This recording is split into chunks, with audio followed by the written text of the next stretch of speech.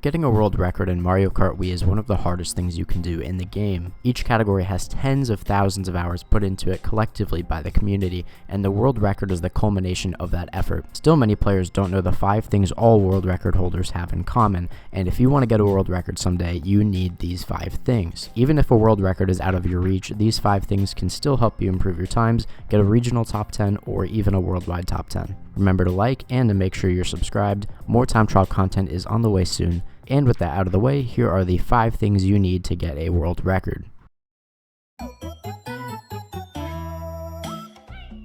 Firstly, no-glitch driving is the foundation upon which all world records are built. Strong no-glitch driving is characterized by a few things. Firstly, you need a mastery of soft drifting and super soft drifting, tutorials for which are linked in the description. These drift techniques allow you to charge your mini turbos more efficiently than you could otherwise, and throughout the course of an entire run, you will save seconds by improving your drifts. Next is understanding how your bike or cart interacts with the road. This sounds simple, but many players don't realize how little they actually know. And let me be clear, this is not an insult, it's the truth for most players, and if you want to improve, you have to take your ego out of it and recognize when you're doing something wrong. Many players will watch world records, attempt to copy their strats, and when they realize how hard this is, they invent strategies of their own. Let me be clear, do not do this. If you want to improve in this game, find consistent yet fast strategies that players already use. If you don't know what strategies to go for, you can check out my ultimate beginner time trial guide where I cover safe and consistent strats on every track in the game. The next characteristic of a strong no-glitch foundation is a willingness to go for hard strats. This may sound counterintuitive based on what I previously said, but there is one important caveat. All players should experiment with strats that they are not already using, and there's a very good reason for this.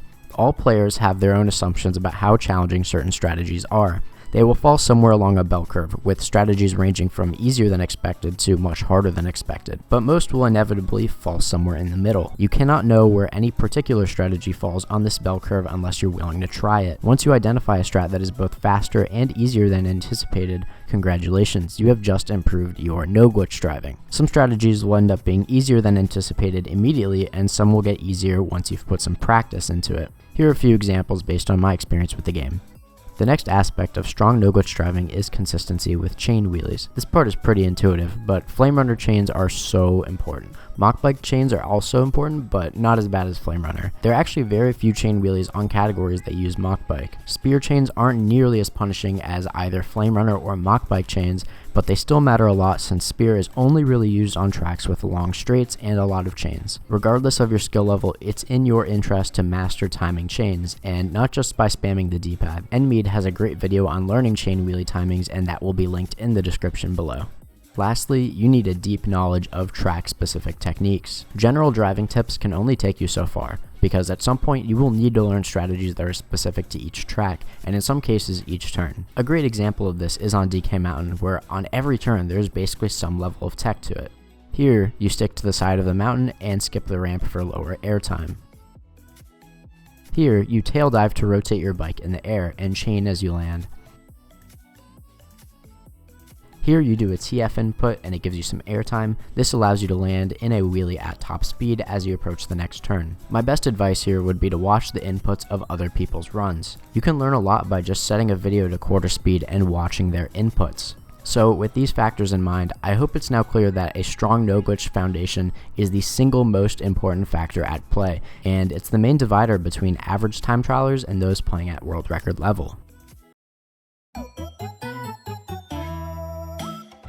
Every world record is done in one of 2 ways. Firstly, you can do exactly what the world record is doing, but further optimize the driving. This is incredibly difficult since anytime there are obvious errors in a world record, players in the community will all scramble to improve it. The other way to get a world record is by changing strategies. This method of getting a world record also has its problems, since anytime a new strategy drops, players almost immediately implement it and improve the world record. Either way, getting a world record is incredibly difficult. You either need perfection in your driving, or some innovation that nobody else has either thought of or implemented effectively. There are still plenty of unused strats on many of the tracks in the game, but they remain unused for good reason. Some unused strategies are simply too difficult or inconsistent to implement, and some just don't save enough time to justify using. If you're serious about getting a world record in this game, it's your responsibility to push the boundaries of what the community has done thus far, and I wish you luck on your endeavor.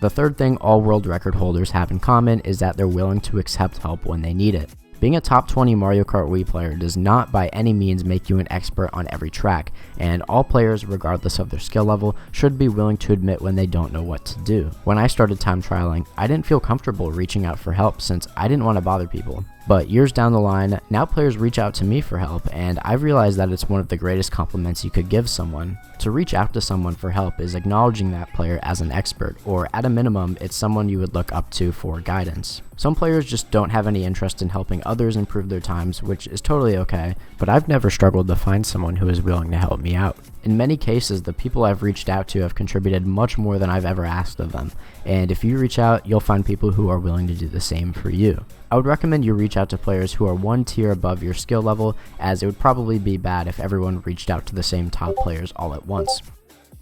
Players who are one tier above your skill level will be the most familiar with playing at your skill level, and they'll be good judges of what your next step on any given track should be. The top players in this game continue to communicate with one another and share knowledge, and if you want to get a world record someday, you should start doing the same.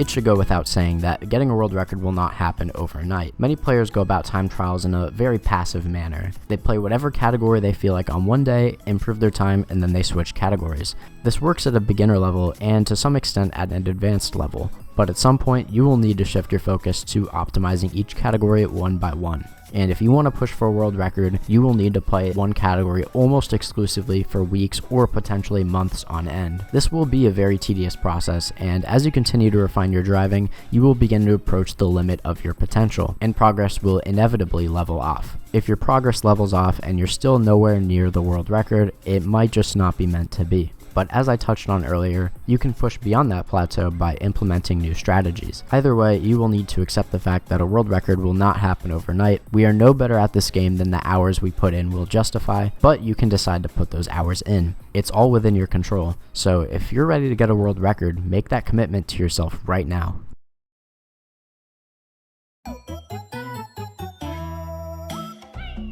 The last thing all world record holders have in common is an ability to control their nerves. As some of you may know, I spoke to Enmead recently, and among other things, we discussed the mental side of time trials. Being the former time trial world champion himself, I think it's only fitting to hear what he had to say. So Enmead, take it away. How do you complete a world record run? So he pretty much taught me that you can have a completely different mindset of what your personal best is. If you have a world record pace and you fail on the first turn lap 3, that's your new PB. Next time you get a WR pace lap 3, you fail second turn, that's your new PB.